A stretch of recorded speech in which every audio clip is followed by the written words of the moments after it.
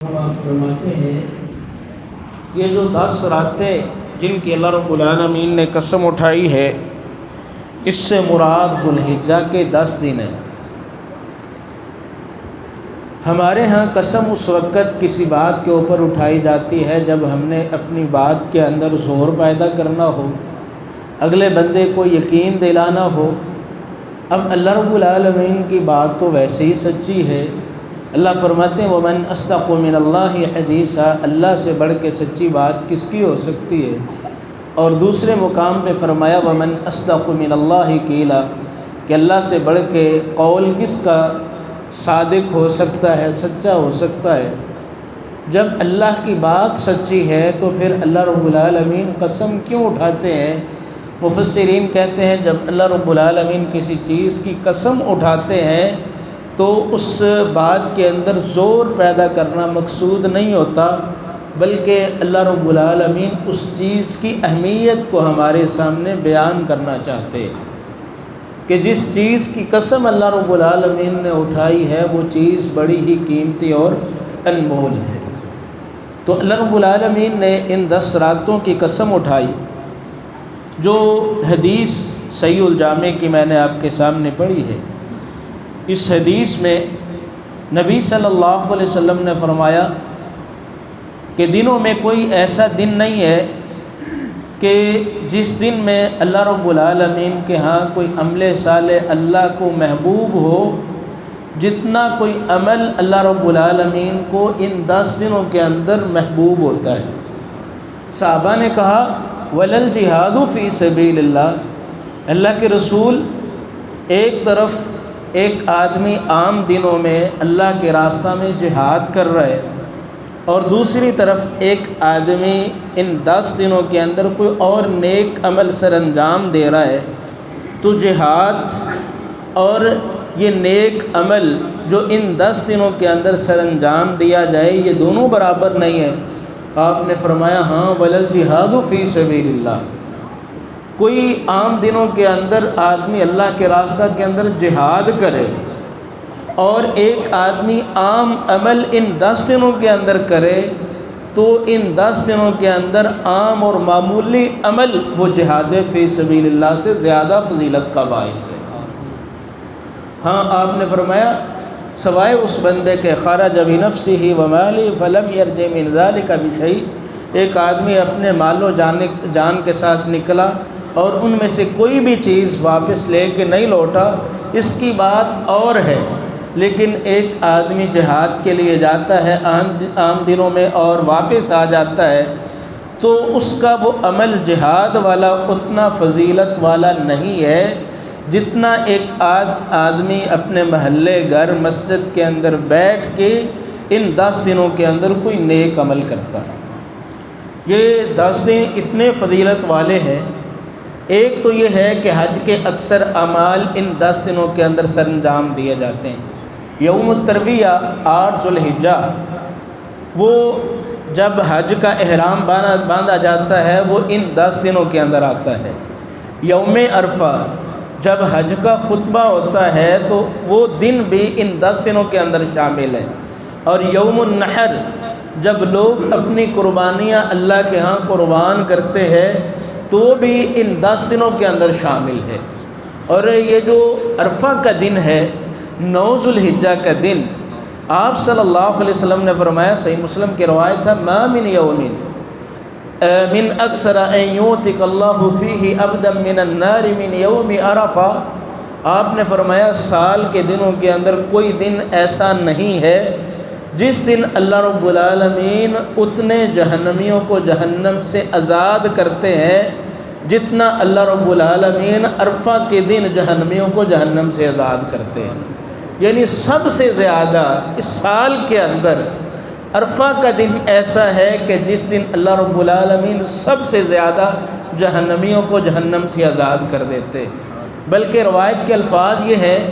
کہ جب حاجی عرفہ کے مقام پہ میدان عرفات میں ہوتے ہیں وَإِنَّهُ لَيَدْنُ، اللہ رب العالمین ان حاجیوں کے قریب ہو جاتے ہیں، ثُمَّ يُبَاهِ بِهِمُ الْمَلَائِكَةُ، اللہ رب العالمین ان حاجیوں کے ذریعے جو میدان عرفات میں سارے سفید چادروں کے اندر لپٹے ہوئے ہوتے ہیں، اللہ رب العالمین فرشتوں کے اوپر فخر کرتے ہیں، اور فخریہ انداز میں اللہ رب العالمین کہتے ہیں کہ تم اس انسان کے متعلق کہتے تھے کہ اللہ زمین میں ایسا انسان بنائے گا کہ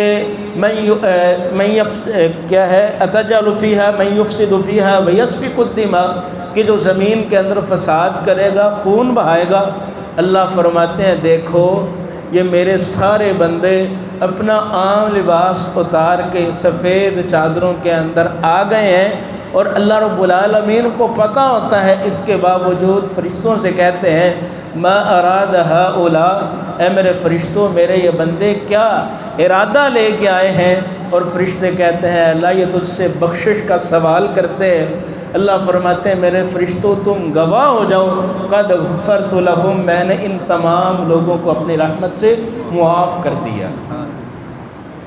تو یہ دن بڑے ہی فضیلت والے ہیں، یہ عشرہ بڑا ہی فضیلت والا ہے۔ شیخ الاسلام ابن تیمیہ رحمہ اللہ سے پوچھا گیا کہ امام صاحب ایک طرف رمضان کے آخری عشرے کی فضیلت ہے،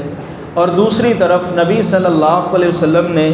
یہ ذوالحجہ کے پہلے عشرے کی فضیلت بیان کی، اور آپ صلی اللہ علیہ وسلم نے فرمایا ان افضل ایام الدنیا ایام العشر، دنیا کے اندر جتنے دن ہیں ان دنوں میں سب سے افضل ترین دن جو ہیں وہ ذوالحجہ کے 10 دن ہیں۔ تو ہمیں بتلائیے ایک طرف ذوالحجہ کے پہلے عشرے کی فضیلت ہے اور دوسری طرف رمضان کے آخری عشرے کی فضیلت ہے، اگر دونوں کا موازنہ کیا جائے، تقابل کیا جائے تو کون سا عشرہ زیادہ فضیلت والا ہے؟ علماء اللہ رب العالمین ان کی جہود کو قبول فرمائے، بڑا خوبصورت جواب دیا ابن تیمیہ رحمہ اللہ نے۔ وہ فرماتے ہیں اگر تو دنوں کا حساب لگایا جائے، راتوں کا نہیں، تو ذوالحجہ کے 10 دن